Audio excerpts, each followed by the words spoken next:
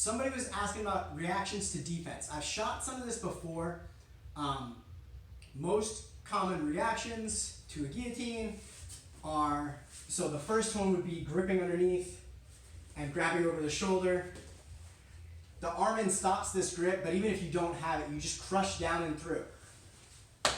And you're gonna get the finish, or you can see my partner's already starting to want to roll because of that pressure. So I'm gonna get the sweep or the submission. But the next one, somebody called it the pike. I always call it just like bouncing on your forehead, but I think the pike position makes sense. So putting your forehead down as a way to stop me from rolling over the top of your head. Boom, they put their head down, now their hips go high. Exactly. So first of all, if I connect my legs and then I drop my shoulder through my elbow, I can get the finish. If I'm using correct mechanics, I should still be able to tap somebody out.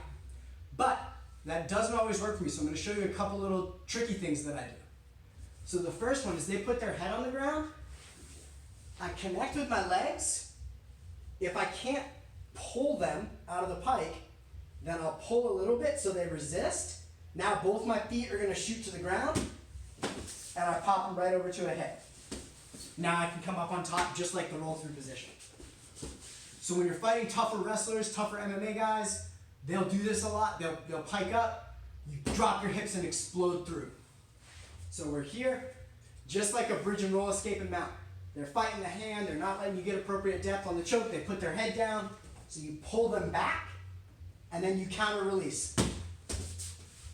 Come up and look for the finish. The other option that I've been liking a lot, and I do this very quickly before I even go for the choke. You can do it later, but I like to go right away. So we're here, I start going back, and they lift their butt up. I sit up and grab their leg, and then I just tip them over. So it's like a little modified cradle where I get them to lift over the top. If it's gi, I might grab their belts, I might grab their pants, just like we talked about in that chapter on the instructional. But if they're piked up no gi, I'll sit up and hook the leg. Sometimes I can connect the cradle, more often than not I'll bring them over the top, and then I might try to connect the cradle. And then I might go Darce or Japanese necktie, and then I might go guillotine. So I'm popping them out of the pike with like a little modified cradle.